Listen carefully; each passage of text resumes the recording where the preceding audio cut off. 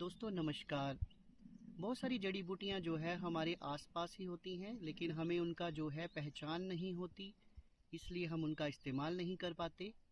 तो आज मैं एक जड़ी बूटी आपको दिखाने जा रहा हूं, जो हमारे हिमाचल प्रदेश में तो होती है पर हर इलाके में शायद ना होती हो। और वैसे ये बरसात के दिनों में ज़्यादातर दिखाई देती है, पर जिस जगह पर आज मैं आया हूँ शायद यहाँ पर नमी ज़्यादा है, उस कारण यहाँ पर ये उगना शुरू हो गई है। और इस जड़ी बूटी का नाम है काक झंगा।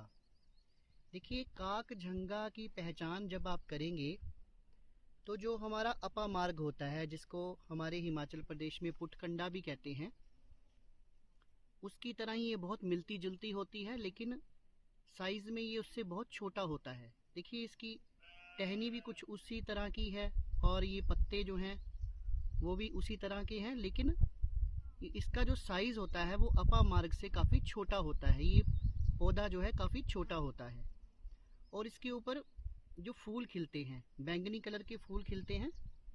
आपको थोड़ा हम जूम करके दिखाते हैं।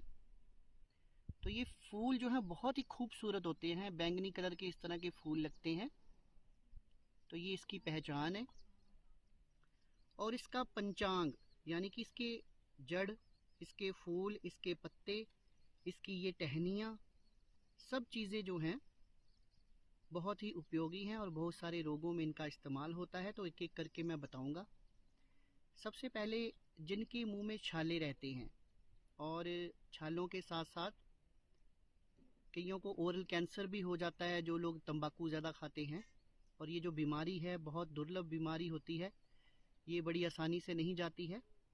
तो इसमें आप इसके पंचांग, यानी कि इसकी जड़, इसके फूल, इसके पत्ते, इसकी टहनी, ठीक है, इन सबको लेकर, इसकी जो छाल है उसको लेकर आप इसका काढ़ा बना सकते हैं।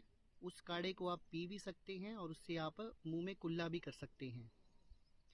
अगर दांत में दर्द होती हो और दर्द जो है वो बार बार होती हो, ठीक ना होती हो, या मुंह में छाले होते हों, तो उसके लिए भी इस काढ़े का कुल्ला करना जो है बहुत अच्छा है, उससे बहुत फ़ायदा होता है। और आप इसके पंचांग का पाउडर, यानी कि पंचांग मैंने आपको समझा रखा है, उसको आप सुखा लें और उसका पाउडर बना के रख लें। उससे आप मंजन करें तो दांतों का जो दर्द है वो दूर हो जाता है। इसी पाउडर में आप थोड़ी सी हल्दी, थोड़ा सा सरसों का तेल, त्रिफला भी मिक्स कर सकते हैं, उससे सोने पे सुहागा हो जाएगा। अगला प्रयोग जो मैं इसका बताऊंगा, अगर आपको कम सुनाई देता है या फिर बहरापन है, तो आप इसके पंचांग का तिल का तेल लेकर उसे सिद्ध कर लें। अब तेल को कैसे सिद्ध किया जाता है जड़ी बूटियों से, उसके लिए मैं एक अलग वीडियो बना दूंगा। तो उस तेल की आप दो दो बूंदे दोनों कान में 3 टाइम डालें। कुछ ही दिनों में आप देखेंगे कि बहरेपन में ये बहुत उपयोगी है, बहुत लाभदायक है। इससे जो हो सकता है कि आपका जो बहरापन है काफ़ी वर्षों से, वो भी दूर हो जाए। तीसरा जो इसका उपयोग बताऊंगा वो है मानसिक रोगों में। जैसे कई लोगों को जो है वो नींद नहीं आती है, पूरी पूरी रात वो बैठे रहते हैं, या फिर एंग्जाइटी रहती है जिनको। एक रोग और होता है, साइनोसाइटिस की प्रॉब्लम लोगों को बड़ी रहती है। तो उसके लिए भी कहते हैं कि अगर इसके पाउडर का, पंचांग के पाउडर का हम लेप करके सिर के ऊपर डेली सोएं तो उसमें काफ़ी लाभ मिलता है। या फिर इसके पंचांग के पाउडर को, जैसे बीड़ी सिगरेट का धुआं हम लोग लेते हैं, वैसे नाक के रास्ते अगर मेडिकेटेड स्मोक, यानी कि धुआं दिया जाए, तो उससे साइनोसाइटिस, अनिद्रा और मानसिक प्रॉब्लम जितनी भी हैं उसमें बहुत लाभ जो है वो मिलता है। उसमें क्या किया जाता है, इसके पंचांग को सुखाया जाता है, उसका पाउडर किया जाता है, और फिर उसमें कुछ औषधियाँ और भी मिला सकते हैं हम। उसको फिर हम एक धूमबत्ती बनाते हैं और उससे जैसे बीड़ी सिगरेट से धुआं निकालते हैं, वैसे ही उसको भी प्रज्वलित किया जाता है। उस धुएं को नाक में फिर धीरे धीरे हम पेशेंट को सांस लेने के लिए कहते हैं। उससे साइनोसाइटिस, ब्रोंकाइटिस, और इवन कि ये जो काक झंगा झंगा है, सॉरी, काक झंगा जो है वो ट्यूबरक्लोसिस में भी ठीक करने में हमारी मदद करता है।